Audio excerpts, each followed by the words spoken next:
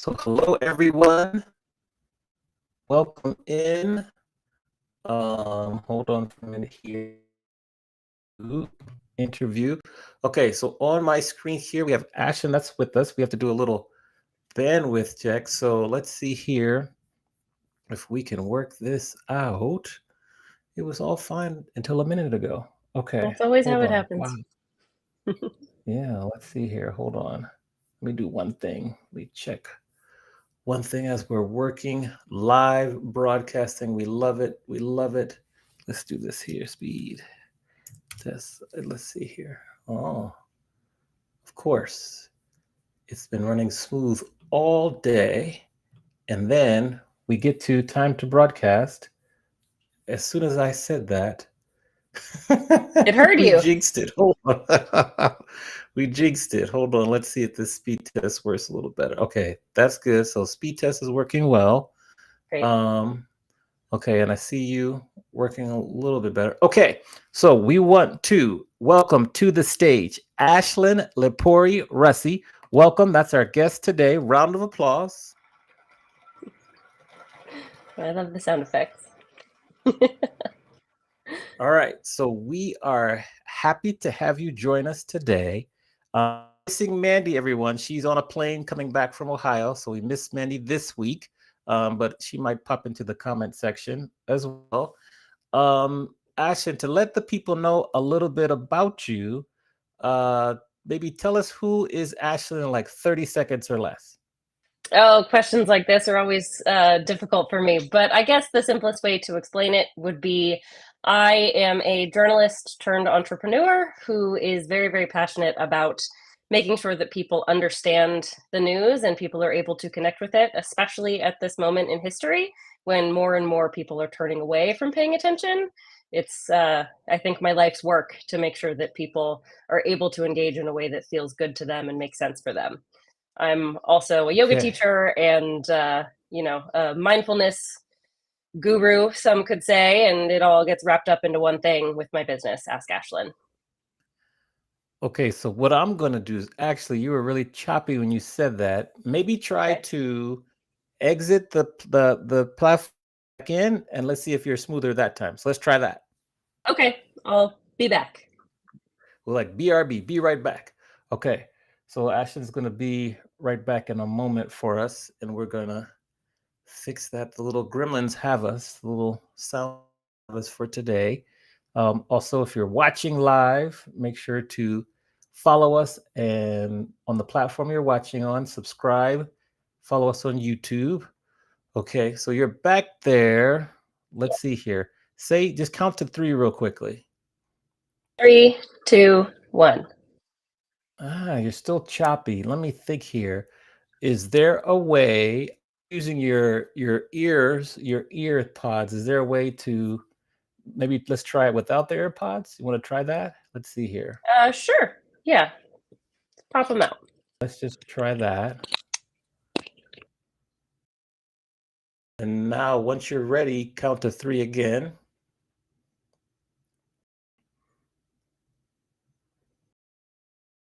Now we can't hear you at all. So now we have to change the sound at the bottom. Whew. At the bottom and see if that works. Let's see if that works. You might have to change the sound at the bottom, then you have to exit and come back. Let's see if that works. Yes, the gremlins, the sound and streaming gremlins have us this week again. No, we're not going to switch to that. No. Okay. Okay, so now let's try it again. Can you hear me now? Okay, that's good. Okay, good. So we're good there. Let's rewind because you had such a good definition. Now you practice it. And tell us who is Ashlyn in 30 seconds or less.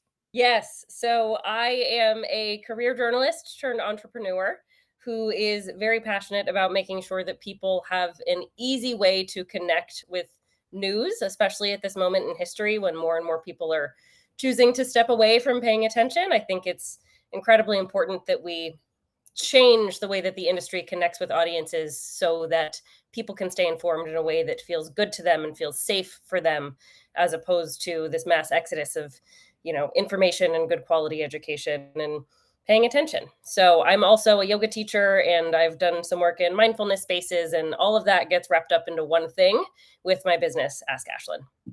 Okay. All right. Now you didn't talk about Dolly Parton. Huh. So what I want you to do is first introduce your friend that's with us there Yes. in the This stage. is this is my cat Sage. He loves these All right. calls. So Yes, yes, with uh, us stage. he likes to make himself known as soon as the camera's on. All right, of course. Right, of Tell course. us, tell us what is your favorite Dolly Parton song and your favorite Dolly Parton lyric? Oh, Baby I'm Burning, easy. And my favorite lyric, it's in 9 to 5, and it very recent. I've loved the song 9 to 5 since I was a little kid.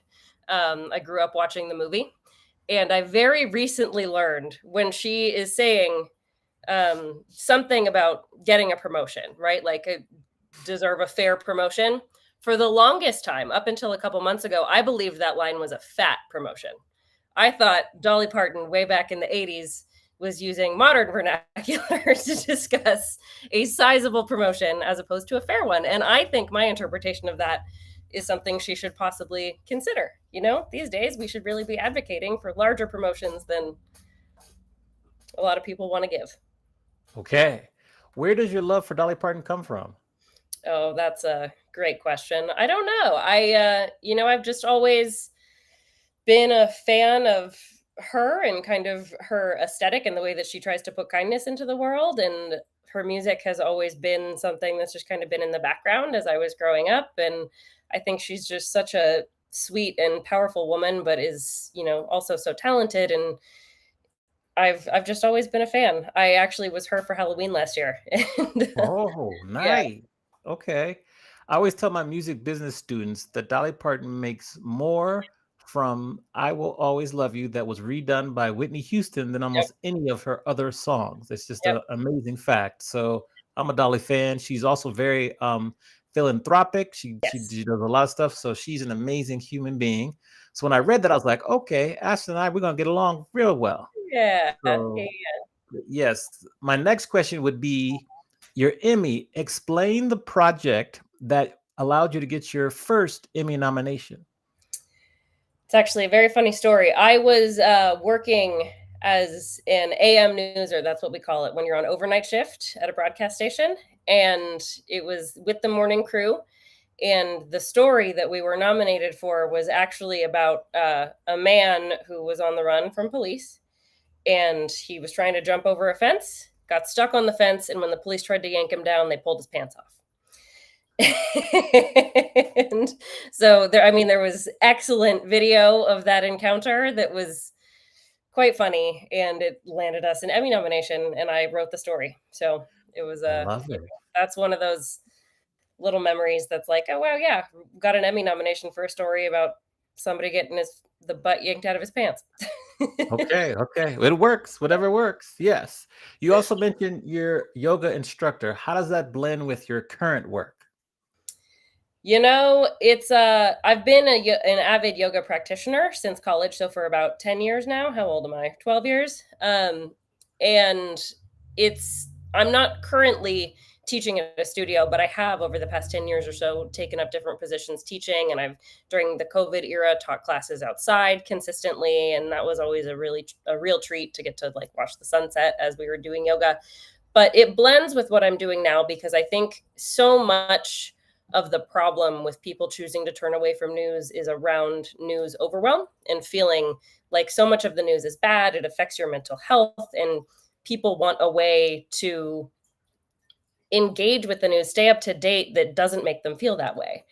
And it became very clear to me about 2 years ago that there is a thread between the wellness industry and all the mindfulness practices and how much money there is to be made in wellness and solving this problem within the news industry that is people need a way to engage that protects their mental health, that addresses the fact that this is difficult for people to process. And so in my current business, what I typically do in the news updates that I send out twice a week on my platform is I will include some kind of body scan or mindfulness technique at the beginning to say like, hey, check in with yourself right now. If you're not prepared to read about nuclear war, maybe come back to this. And then after, it seems simple, right? But it's unique within the industry. And then toward the end of every post, I will do some kind of meditative practice. I'll share a meditation that I really like. I will invite people to do some kind of exercise outside of their home to help them to zoom back into their immediate life and just to help ground people. It's really all about grounding techniques and making sure that people can feel good despite what they may learn when they encounter the news. Got it. What's your opinion on the current state of journalism? Oh, I could talk about this. This could fill the whole hour. My opinion on the current state of journalism is optimistic, I'll say. I think there is much that the journalism industry has gotten not necessarily wrong, but has missed the opportunity to seize upon in the past few years. I think journalism historically has moved more slowly than technology, which makes sense. But that has created kind of this split between the people that are succeeding in the digital space, sharing information, whether that information is good or bad, vetted or not, ethically correct or otherwise, and journalism that has been trying to stand on these tenets, but not reaching the right audiences because they're not getting to the right places. And, I think everybody in the journalism industry right now is really trying to solve for those problems, trying to figure out how to better connect with audiences, how to make sure that things are more community driven, you're hitting people where they are. There's a lot more emphasis on hyper local journalism, which I think is incredible and where we really should be putting a lot of energy. Local media, as local media gets, or public media rather, gets funding cuts, there's a lot of emphasis put into making sure that we can continue to fund these things and developing sustainability in the industry. But all in all, news overwhelm is something that is discussed, but there aren't that many people trying to solve for it in the way that I am. And I think that is something that needs to be addressed, right? Like, of course, there are people that keep up with local news, that are avid news viewers, that are, have been part of a news practice their whole lives. Typically, those people tend to be of an older generation. And so when it comes to people my age and younger, millennials, Gen Z, Gen Alpha, what are these news outlets doing to connect with these people that don't have established news practices and that don't have the same behaviors as older generations that we've previously been able to target? So a lot of people are working to solve that question. I'm one of them. And I think, it's something that the journalism industry is really going to have to face, is the evolution of the practices and kind of the standards that have been set. This also applies to the creator economy. There's a, growing movement within the journalism space about, okay, there's so many people that are now news influencers. How do we compete with that when they're sharing information that may not be factual? And we need to be on these platforms as well with information that is factual, but might be less sexy, might be less clickbaity, might be less, eye-catching, less engaging in certain ways. And so there's a big conversation going on right now around journalism ethics and what that looks like in the creator space. And I'm so fortunate to be part of that conversation in some of the spaces that I'm in, because I think it's a very interesting question and it changes every day, it seems. Yeah. Yeah. Why do you feel that hyper localism, I think that's the term you use? What was Yes. it? Hyper localism is so important nowadays. Oh, it's very easy to get lost in national news, right? That is what's coming at you all day long. It's loud. It feels like it's something you can't really escape. It's everywhere you turn, especially if you're a person who is on your devices. It seems like it's everywhere. Hyper local to me is kind of the foil to that. When you think about the big picture stuff that can be overwhelming, that you can't really do anything about, there's no tangible action that you can take as a news consumer. Hyper local is the opposite. It is, here is the news directly in your community. Here is what's happening. Here is how you can be there and be present and show up for things. Here is what you need to know to exist well in your immediate community, in your neighborhood, in your space. And I think that is a solution to a lot of the news overwhelm that we feel, as well as a lot of the apathy that people feel around news content. If we can localize things, not just in the citywide scale, I mean, I'm in San Diego, San Diego's huge. So something that's happening in the other part of the county isn't necessarily applicable to my day to day, right? But if Mhm. you look at hyper local, then that's okay, this is happening in my neighborhood this weekend, or this crime was just committed, and here's, and it was a person that we see on the boardwalk every day. I think hyper local is really a way to help people zoom in to what is happening in their immediate environment, and that is a huge piece of staying grounded in this news environment, is making Yeah. sure that you can be present in what's actually happening in your immediate space. Okay. Which leads me to, I want to learn about how you had the courage to start Ask Ashlyn. I kind of want to ask you that first before you tell us what Ask Ashlyn is, but I'll kind of give it to you to say, how do you want to kind of give us context? Oh, the context. There's a couple different ways to tell this story. One is I got laid off from a job, and in kind of the blur of that layoff, because I got laid off and then 5 days later my grandfather died. So summer of 2023 was a big mess of grief that I was navigating. And within that, I just kind of felt this pull of like, hey, maybe this is the moment to do that thing you've been thinking about for 10 years. And I, went with it. And here we are 2 years later with Ask Ashlyn. But the other way to tell this story is I started my career really in high school. I started to get involved in local politics. I was writing. I was the civics nerd that in my AP government class, like wrote up an election. What's the way to describe it? Like an election outlining Mitt Romney and Obama, because it was the first election that my class was able to vote in. I like wrote out all of their different plot points, all of the different California propositions, the pros and cons, and distributed it to the whole senior class because I was like, this is important. We all need to pay attention. And I've always been the person that my friends have texted when they want to know what's going on in the news. They see a headline, they text me and ask, what does this really mean? What's the context here? Right. Okay. So I've always been that person. And I knew one day, as I worked in journalism, as I went to Berkeley and was taking journalism classes, it became very clear to me that one day I would have to start my own thing to solve some of these problems that I was seeing, because I knew that the industry wouldn't support them. And as I worked in newsrooms and found that to be true, every time that I brought up questions about, hey, where is this going? I still got 30 years left in the game. Everything's going to change. Let's talk about the future. Let's talk about the evolution of this industry. When those conversations got shut down, I was like, okay, this is more fuel to the fire of me one day needing to do my own thing. And after the layoff, it just started to make sense to me that it was like, this is an opportunity to chase that dream right now and see where it takes you. So that's how it started. It is very authentic to me. My business is a complete extension of who I am and who I exist as with my friends and in my relationships. And I'm, very proud of it and very proud of the way that I'm able to help people process very difficult news. Okay. Tell people, what is Ask Ashlyn and Yeah. what is the investment they have to make per month? So Ask Ashlyn is a text message based news platform. So effectively, it is a living one-on-one conversation that is a Q&A that exists in your messages inbox on your phone.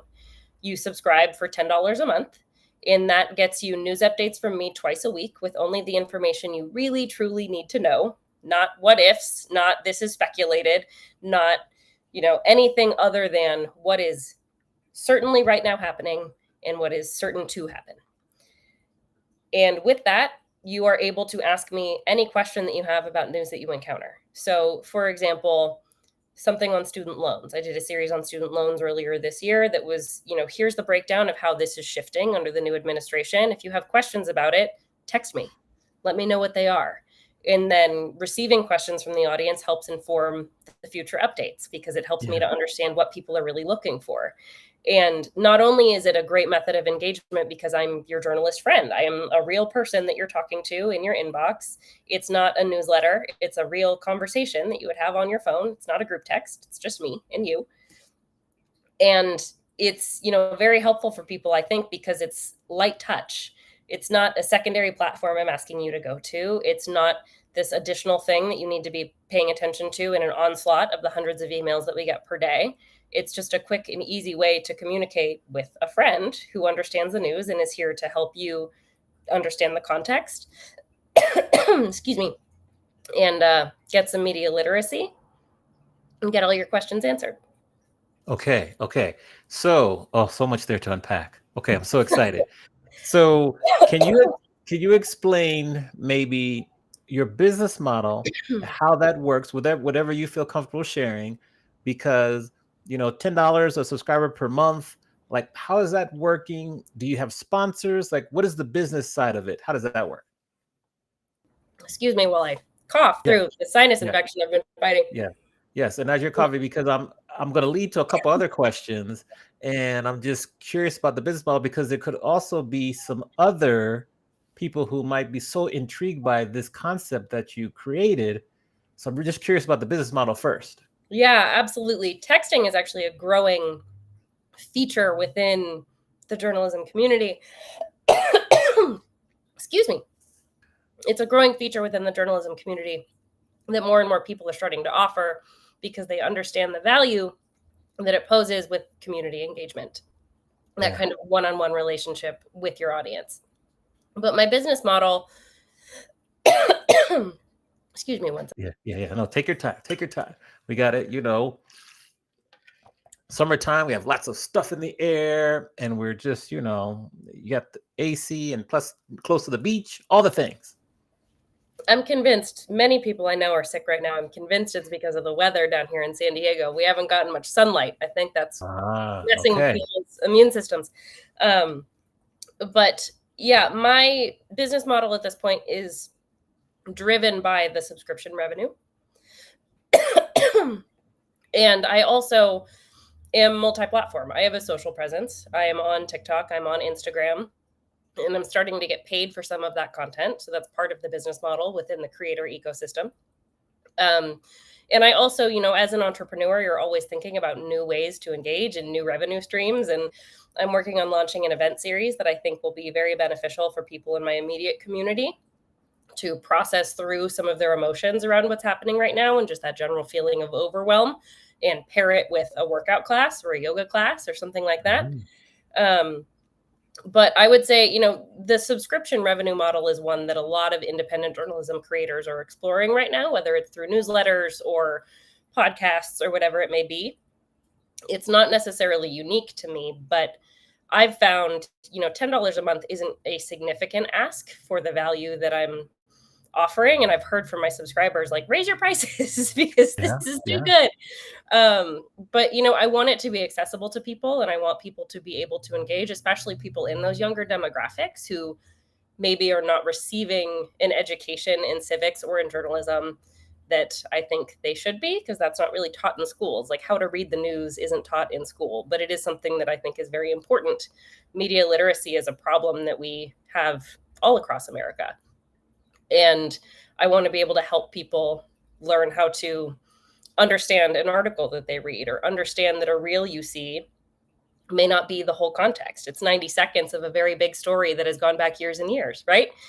So it's, there's, I think, plenty of value to be found within that $10. It's just about how, for other people that might be looking to duplicate the business model, it's I cannot say at this point that I'm completely self-sufficient. This business is not enough to sustain my lifestyle. I have a couple other part-time jobs I'm working with, but I believe it's something that can grow because of how much value it offers. Okay. How do you have a staff, or is it really just you answering the questions all the time?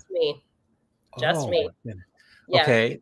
How do people, like, are you there on your phone, or you have like you go through the subtext platform? Okay, so you go through subtext. There's a platform called Subtext that I can use on desktop or remotely. I do it on mobile all the time.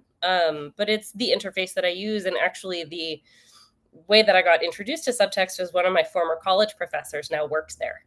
And so when I reconnected with him, and I, had this idea hadn't been fully cooked yet, I was just kind of ruminating on, hey, here's this problem I want to solve. I don't really know how to do it. We started chatting, and I learned, there's this platform called Subtext that would make this really, really easy. And so that's how I've been building the business thus far. Okay. How do people find out about the service? Well, how, but what's been the most effective way for you to market and get subscribers? At this point, it's been word of mouth. I've Yeah. been, I've been growing at a very metered rate. I've been working with the budget that I have. And I've done a couple different advertising opportunities, but none of them were significantly large. So it's all been word of mouth at this point, as well as my social media presence and growing my social media to help people see, hey, I'm a person that can offer good content and good context about these stories that you're seeing in the news. I also have this platform, so you don't even have to be on your phone. That's really the crux is Yeah. you see my video on social media, you start to develop a relationship with me, as is the creator model. Oh, but by the way, you hate seeing this on your phone? Don't worry. I'll get you off social media. Go to my paid platform. That's Okay. really kind of the funnel. Okay.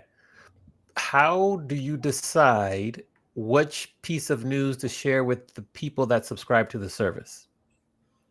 My editorial process is, unique to me. I use a lot of the basic journalistic tenets that I've used since I've been working in newsrooms, but ultimately I go through all of the news that I encounter every week. And when I go to write my updates, I'll go through Google News and, check out everything that's in the top headlines, read all those articles. I will go over everything that I've seen on social over the week and saved, because people are getting news from all these sources, right? So I need to be on top of where all of the news is getting aggregated. It's not just one place.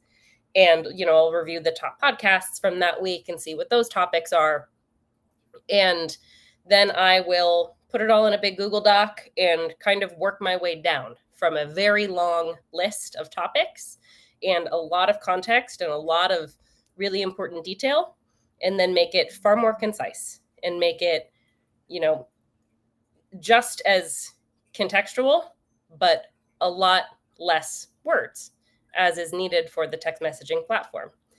And, the point of that is there's so much news all the time. You could get lost in it. 100%. Many people do. You could spend all day watching the news. My grandparents do. They watch Yeah. CNN all day long, right? Yeah, exactly. And it's so easy to be surrounded by it and then just to kind of feel the blur of, whoa, what actually matters here? And then to get this false sense of, oh, all of it matters. I need to be anxious about this. Like there's so much happening. I don't think that's a beneficial use of time. I think what people really need is, hey, this is immediate. This is actually happening. And here's what you need to know about it. Because so much of like the breaking news model, for example, or just a journalism industry secret is these people have to put out content even when there's nothing new, right? So there could be an update that is, this thing is suspected to happen in the next 2 years. Is that something that needs to fill your time or needs to burden you in your day? I don't think so.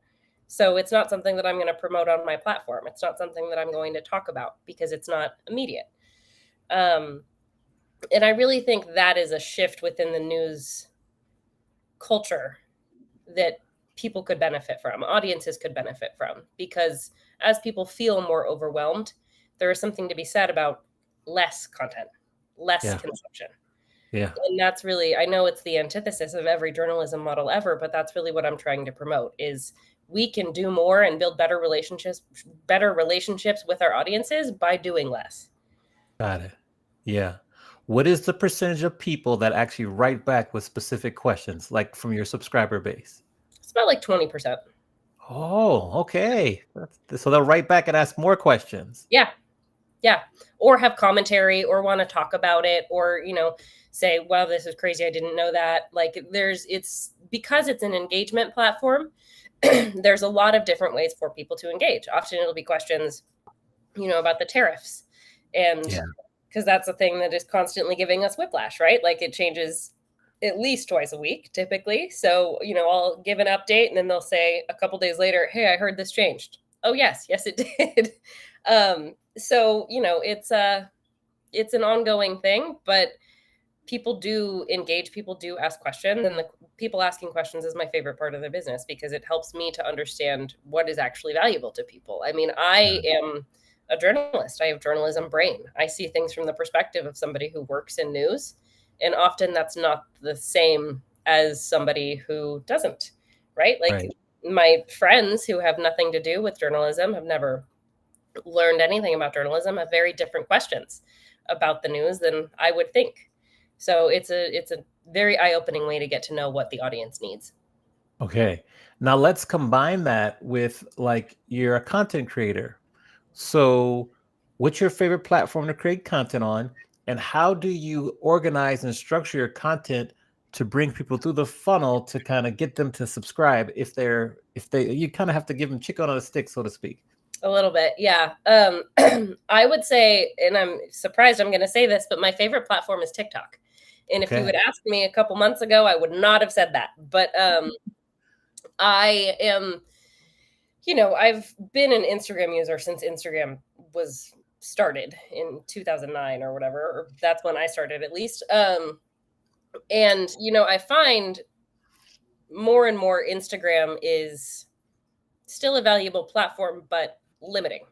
Like the content that you put on Instagram gets funneled a little bit differently. It needs to be more aesthetic. It needs to be more curated. It needs to be higher quality.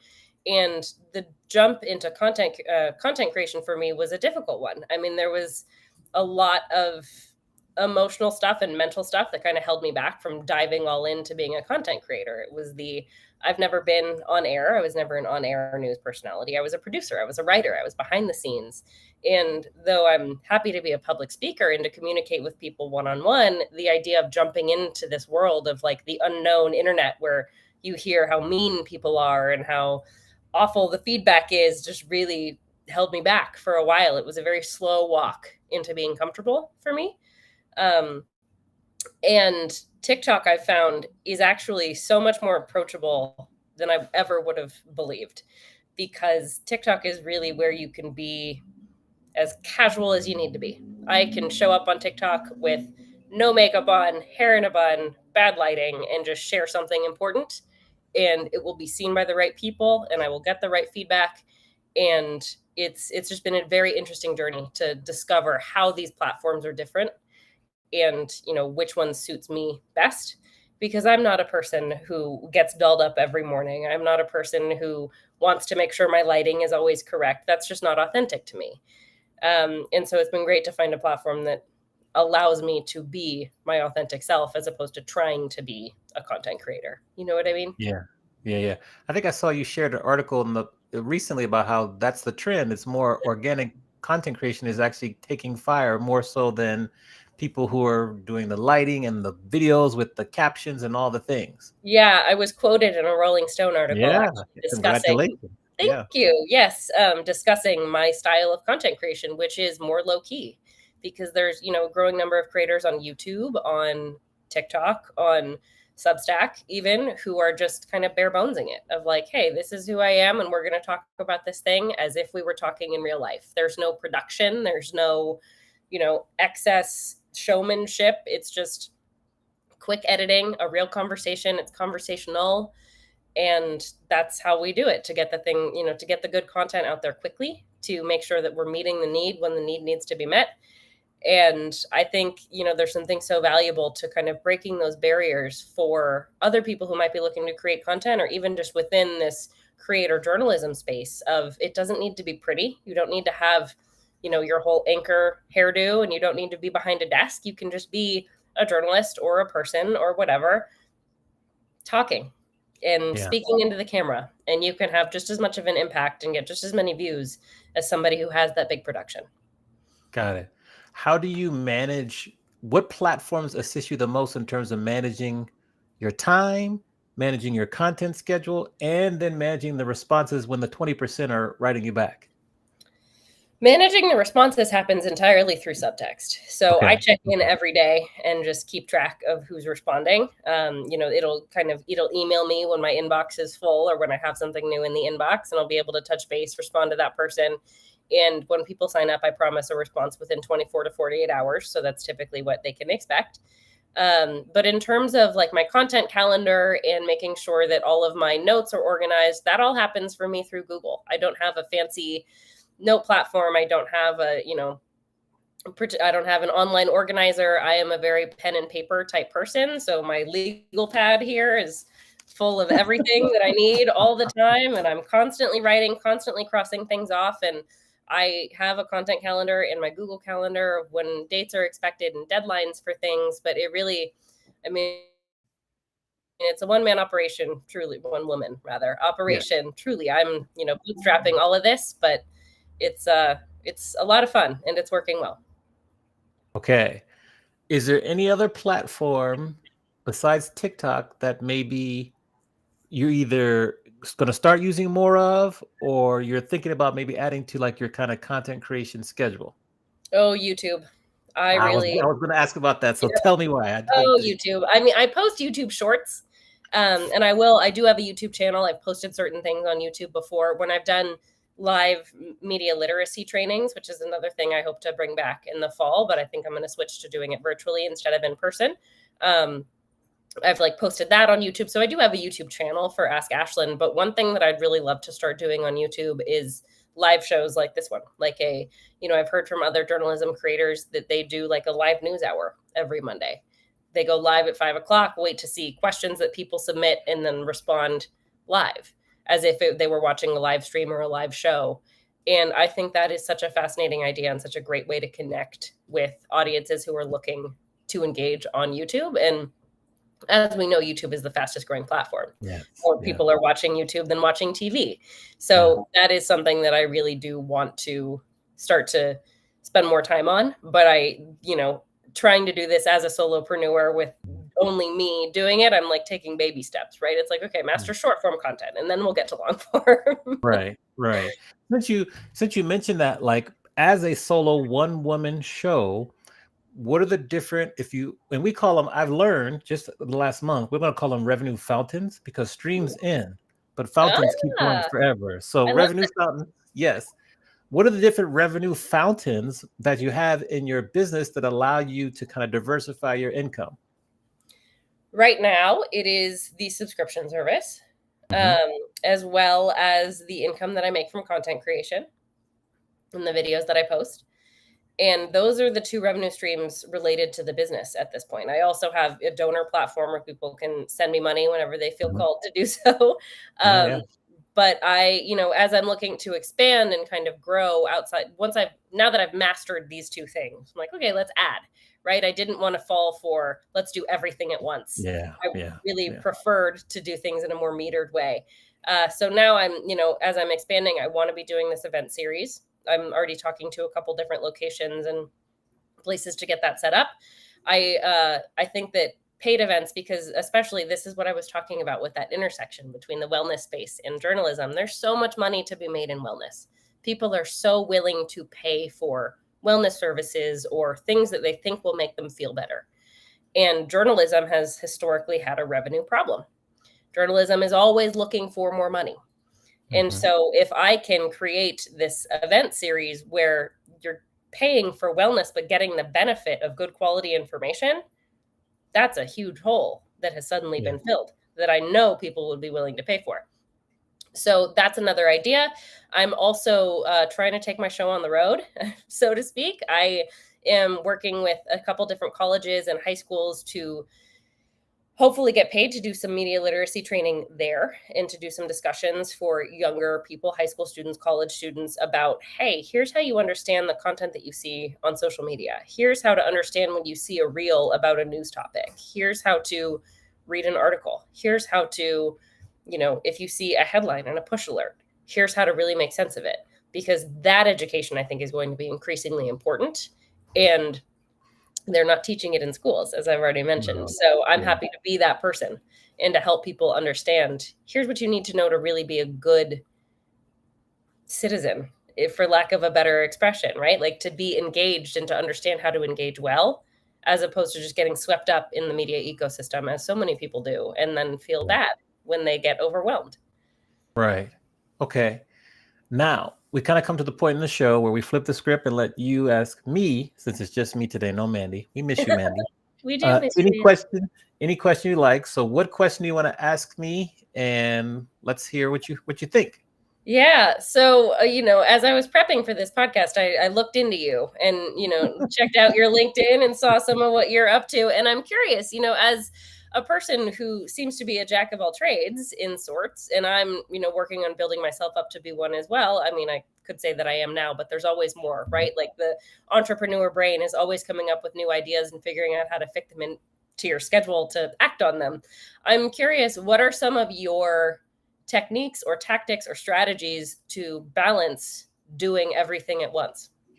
Yeah. Well, thank you for looking into me. So that's Yeah, of cool.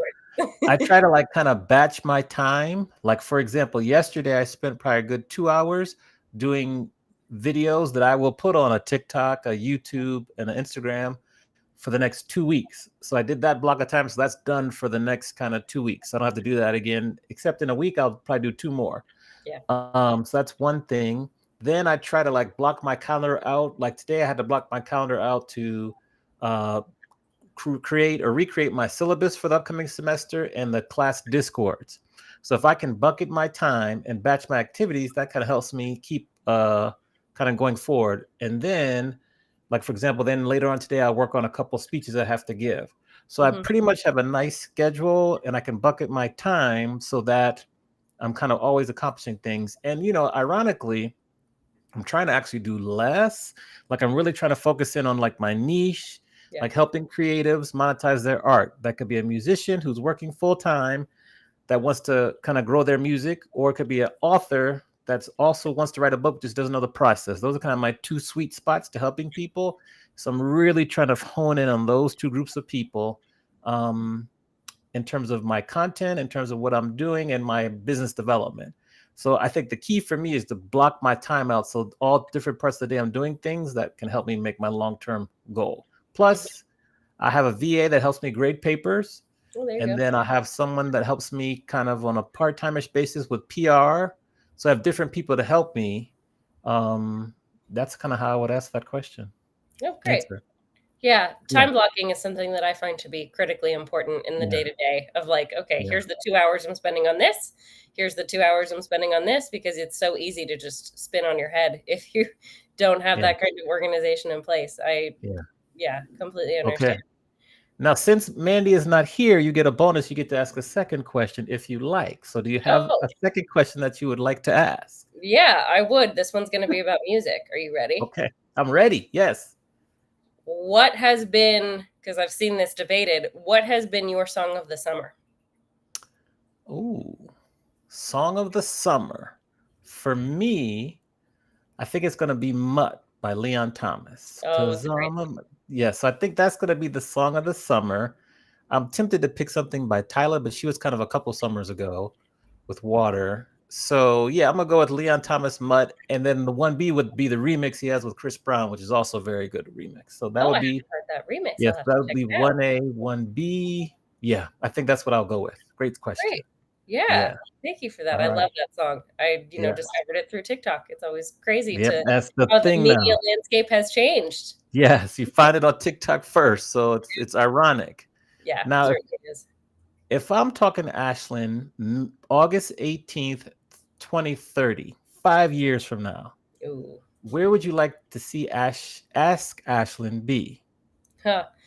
10 years, Ask Ashlyn will probably be sold. But Mhm, mhm, but I would, my vision, my journey is really to keep growing this model of engagement, not just in texting specifically, but in helping people manage their emotions around difficult news, mm, because and helping people to decompress. Kind of the tagline that I have is, I'm the friend that helps you understand the news and helps you decompress from it. Because mhm. I think, based on what we're seeing politically right now and in the news ecosystem right now, it's not slowing down. Like the Yeah. pace that we have right now is not going anywhere. And with technology, with AI, with continued advancement, it's only going to become less clear when something is real, when something is factual, when something is actually worth your time, or when something is meant to just consume your engagement.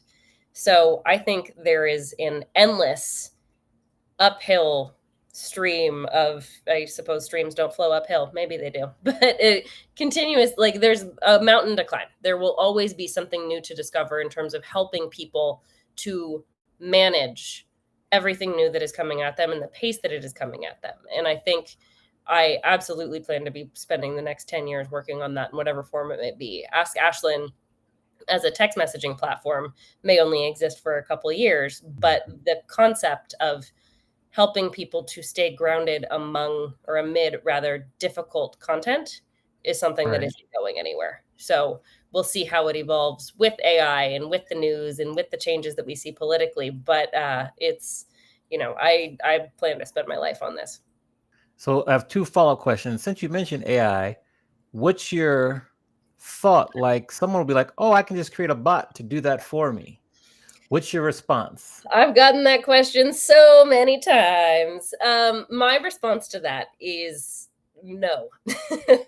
Because I mean, I think that there's just different use cases, right? There are people who would be happy to talk to a bot and, blindly trust it and believe that everything that the bot tells you is correct and then go about your business. That's not me. That's not the people that I'm trying to engage with. That's not my audiences. I think that human connection and the human relationship of, hey, I'm a real person with real thoughts and feelings that has really done the research on this is so valuable, especially in the world where everything is becoming AI. There are the people who are using ChatGPT as a therapist, and there are the people that are seeing real therapists in real life. I'm speaking more to the people that want the real life connection. Okay. And, I think at some point I use AI. I can't say that I don't use AI. I use it for, information gathering. I use it to help me organize. I use it to help me strategize social media plans sometimes, but it's not a be all end all for me. I think the real human relationship is going to become increasingly important, and I want to preserve it as Okay. best I can. Okay, my follow-up. So I'm going to kind of float an idea to you and get your perspective because I teach music business, Okay, and so I'm kind of known as the professor. great. And so if we created a service like Ask the Professor where people are asking me questions about the music business because there is so much. There's a huge knowledge gap. So it's different from news because it's like it's not as fast in terms of things are happening, but there is a huge knowledge gap between the artist, and these are your most famous artists who just don't know, to the up and coming new ones. So if there was a text-based service similar to Ask Ashlyn, I'm not trying to copy you, but just really, what is your thoughts on using something similar? I'm just curious. On using a bot Not a or bot. No, no, no. The human part is which I really resonate with what you said. The human, yeah. like someone saying, "Oh, what about my publishing royalties?" Or they have a question about, "Well, what does this new law affect how things happen for me as a musician?" Or, well, let me ask you that, then have a follow up to that too. Well, I could help you with that. I also do consulting. I didn't mention Okay. See, I was just that's going a to revenue mention that. stream. Yes, yes. Yes. Sign me up. I'll be your first or second client. Sign Yeah, me up. no, hit me up, hit me up. No, I do consulting for social media as well, and for engagement, audience engagement on all platforms. That's social media for journalists typically, but audience engagement for whomever might be inquiring. Mm-hmm. So yeah, I mean, I think the text message model is incredibly valuable, and I would encourage you to do that. I'd be happy to chat about it, because another kind of element of the text message relationship is, as we discuss media overwhelm, as we discuss particularly younger audiences, as I keep mentioning, there's that divide. The AI divide is present there as well. There are the people that are all in on AI, that want to do everything digitally, that don't want to speak to real humans. But there's also a growing number of younger people and students who are like, nope, I don't want anything to do with that. I'm going analog. And you can capture those analog people with that one-to-one connection on a platform like texting, because everybody has a phone. Even if you have a dumb phone, you can still subscribe to what I'm doing, right? And I know more and more people that are wanting to get rid of their smartphones and switch back to, some kind of Nokia brick, even though I don't Mm-hmm. know if they sell those anymore. um, I think that, it's, as everything in the technological space gets bigger and more overwhelming and more all encompassing, there's a growing number of people that are like, wait, I need to slow down. I need to minimize. I need to make this easier to understand. And those are the people I'm speaking to. And I think those are the people that you might be trying to speak to as well. And, Yeah. a Q&A is such an easy way to make sure everybody's needs are met. Hmm. I think it's such an easy opportunity for people to engage because it's so simple from the space that you sit in as the business owner or as the journalist or whatever to assume that you know what people are looking for, because we develop an idea in our heads as we're trying to execute this vision that we know exactly what these people need. But when you get questions, you find, oh no, what I would have thought was important is not what is important. Yes. Yes. And so being open to that feedback and being open to receiving questions, it can be scary, I suppose, because you might get put on the spot in a way, but that then just a learning opportunity for you to, oh, you know what? I hadn't thought of it that way. Let me go look this up. Let me see what the answer is. Let me help you grow and help myself grow in the same time through this process of like, oh, wow, I didn't realize that was something that people would have cared about. But clearly it is. So it's something I should be focusing on as I build my business. So, Yeah. Yeah. yeah, it's Okay. a lot to say, but That's great answer. And I was hoping I was going to mention consulting anyways, but that it was just a natural way yep. the conversation flowed. Do you feel the same model will help? Because as an author, especially a two-time author, and one that earned USA Today bestseller status, I get a lot of questions on book touring, marketing, finishing. That similar same kind of text model would also apply to that as like they call it like a top of the funnel. So like you can Hmm. meet me and text me back and forth and get to know each other. And then if you want more coaching, you can come down the funnel to pay more. And if you want Yep. really kind of done for you services, you can come down the funnel and pay more. Do you feel that same model could work also in terms Yeah, of the book? I've been thinking about how I can build out the texting model because on the subtext platform that I have right now, there's only one tier. There's Yeah. only the subscribers and that's it. But I would love to develop, whether it's on subtext or off. There's been conversations with one of my contacts about potentially building our own texting platform, TBD on that. But I would love to develop that kind of funnel model where here's the top, here's the free version, similar to what Substack does with different newsletter subscribers, right? Like there's Yeah. different tiers of the newsletters. I think that that model would be fabulous for texting. It's just, there's a lot with texting in terms of the carriers and there's rules and SMS regulations and stuff that kind of get in the way. It's not as easy as email, but not impossible, not something that can't be Yeah. overcome. I do think that especially for business development, as you were discussing, that would be beneficial, but also just as an entry point, right? Like Right. there's many people that encounter me that love what I'm doing, that want to hear all about it. And then as soon as they subscribe, they really, or, as soon as they get to the website, they're like, oh, immediately hit with the paywall. And that stops a lot of people. Mhm. And I wish there were a way around that, but it's just the way that the platform works. It's not in my control. So I think, kind of being able to walk people through the journey of getting to know your platform is something that will always be more successful. But it's just, I'm working with the limitations that I have right now. But I do think in time, that's something that I would love to adopt. Okay. Okay. Don't go anywhere after the interview. Just want to say that. So Oh, yeah, my no worries. final, the final question for you is, well, I have two final questions. Okay. If we go back and talk to Ashlyn as she's walking across stage at UCal Berkeley on graduation day Oof. and give her advice based on everything you've learned so far in the short amount of time that it's been since you graduated, what advice would you give your younger self? Don't doubt a single thing. Mm. It's I've always been a big picture person. I'm a big picture thinker. I like to do the big idea stuff. And I'm comfortable there. I think it's so much fun. I love theory. I love big conversations. Like it, even just in personal conversation. It's like I want to talk about the big stuff. Let's talk about politics. The Mhm. conversations everybody shies away from, right? And when you're getting to know yourself when you're young, not that I'm not still young, still quite young, but even through that journey, you doubt yourself. You doubt these thoughts that you have. You doubt the visions that you have. You start to see how the world works, and you're like, oh, I don't know if I could execute that. I don't know if this is something that could be overcome. And while the doubt has never been the loudest voice, I've always been tough in my conviction that this is what I'm meant to do and that I will be the person to solve it with help.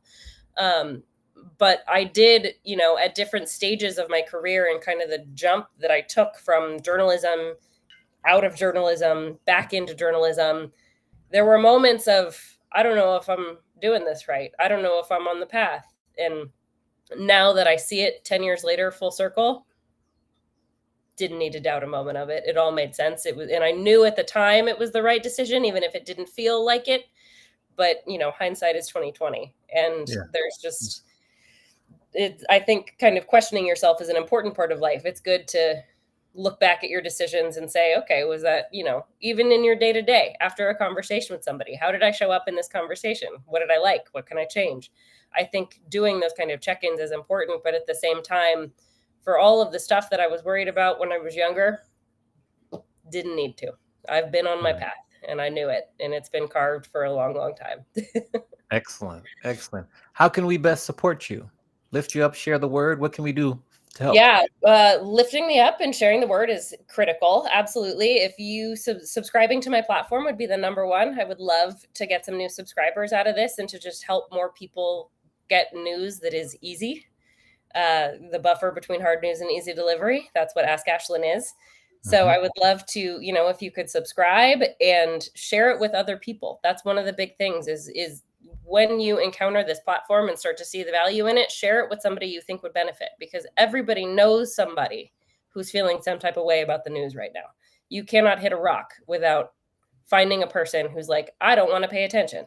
And those are the people I'm talking to. But it's been a marketing challenge to find people who don't want to be found, Yes. So, but we all know them. They exist in conversation. So share my platform, share my social media content. If that is something that, is a language that you speak and a platform you want to be on, find me on YouTube. Check out my website, askashlyn.co, for more information on the whole thing and more information about me and my bio. But yeah, check out the Subtext platform and start texting me. Ask me your questions. I'm here as a resource, and I really think we can change the way that news is communicated so it doesn't have to be the way it has been. Amazing. All right. Well, I just first want to compliment you on just being so creative and thinking of a unique way to address a major issue. I haven't really never heard of something like this, so it really caught my eyes and my mind. And then talking to you more in person about it's just really opened my mind up to more. So I just want to compliment you on that, because it's not often people try to attack a problem that is big, but people don't want to talk about. So keep up the great work. So great to meet you. I'm so sad that Mandy missed it, but I think we did her proud with this episode, because a lot of great information. So let's give a round of applause to Ashlyn Lipori-Russie. Round of applause here.